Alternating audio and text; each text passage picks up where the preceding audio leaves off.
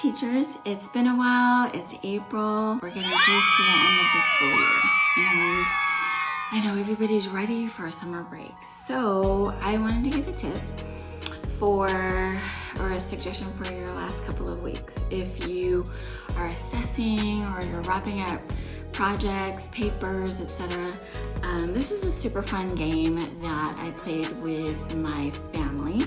It's called Play 9 and it's actually for ages 8 and up, 2 to 6 players. I wanted to show you the game and make a suggestion of how to use it in your classroom. So let's take a look. Okay, so this is what we have in the box, and I ordered this from Amazon. I am an affiliate and I will leave my link in the description box if you're interested in purchasing Play 9 from Amazon.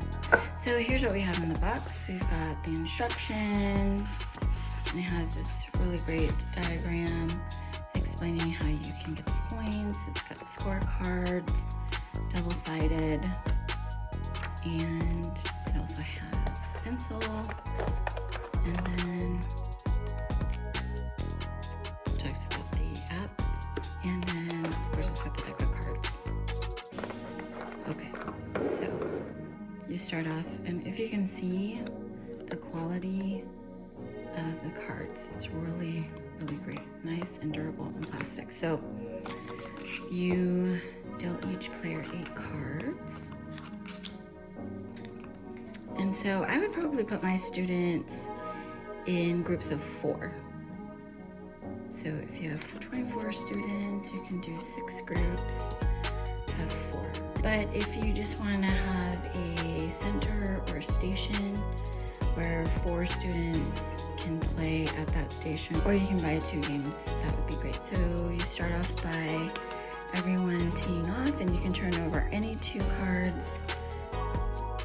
What I've seen is the best strategy is to turn over the top card and the bottom card, but really you could even turn over these 2 cards or any random cards that you want.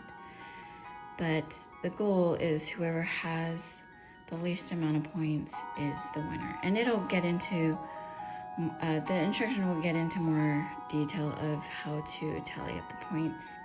But it's a really fun game, and I think that it's always good for kids to play a game that requires doing math, because kids can always improve in their arithmetic. So this is Play 9, and I think it's a really fun game. So I'll just turn over all the cards. So there are 8 of each card, 0 through 12, and then there's also -5. But if you, let's say for example, okay, let's say I'm able to draw and I get 2 cards of the same, that will actually zero out. Right, so I won't have any points for these 2. Now, even though I have an 11 here, that's gonna be a total of 16 points. So you want to minimize the number of points that you have. Now here is a -5. So let's say this is a -5. Right, so right now this is 0, and then this zeroes out. So I would have to add up between the 8, 1, 11, and 6. Now let's say we'll get another 11. Oh, well, yeah, because even if you get a 0, if I put a 0 there, let's say I put a 0 here, when it was my turn and I drew a 0, then this column would still be 11 points. But oh, here we go. Okay, if I get 2 11s top and bottom, 2 11s top and bottom, then that will actually give me -10. And I will show that here, right? Matching 4 cards. And then you can see if you match 6 cards, that gives you -15. And if by some miracle you're able to match 8 cards, that gives you -20. Anyway, this is a super fun game. If you're looking for a new game to add to your library in your classroom, something fun to do with your students, as I mentioned, I recommend getting at least one to have one center, or get two so you can have 2 groups of 4 playing at your game center. Okay, so I set up my side and if I were playing someone. And so I have 8 cards. My opponent has 8 cards dealt as well. We teed off and I turned over my 2 cards, which can be any 2, and they've turned over their 2 cards, which can be any 2. So let's just say that they dealt the cards, so I will go first. I can either take this card, I can also either draw a card, or I can just not do either of those and just flip one of these cards to see what it is.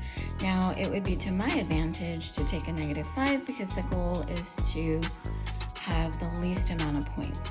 So I'm going to take this card, which means that I can either replace it with one of the cards that's already turned over, or I can just take a chance and replace it with one of the other cards.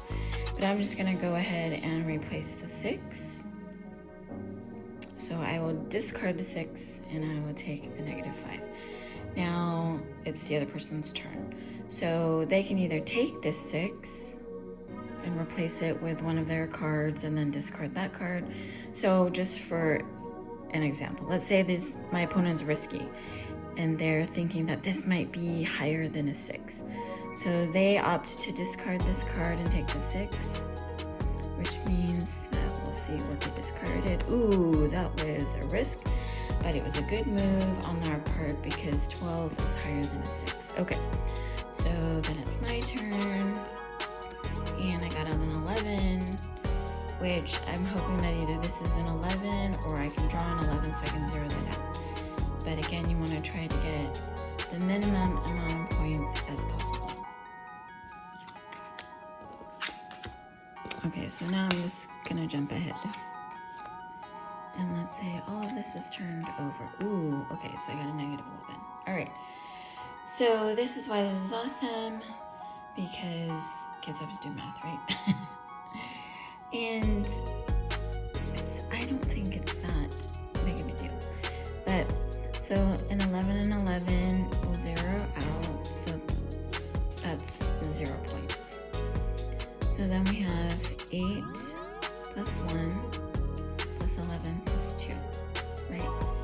So I just do this. 8 plus 2 is 10, and I have -10, right?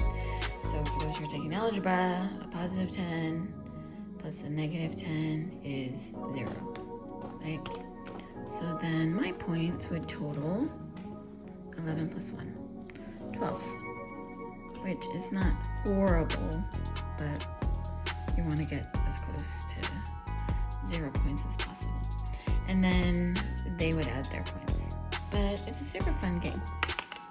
And I think it's worth trying if you don't already have this in your game library. I hope this suggestion of play night helps you their last couple of weeks for the school year. I know you guys can do it, and as always, remember, you've got this.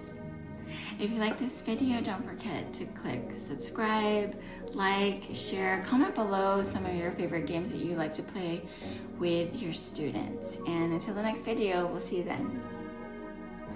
And I will include my affiliate link below in the description box. So if you're interested in purchasing that, you can click on my link and I will get a small commission. So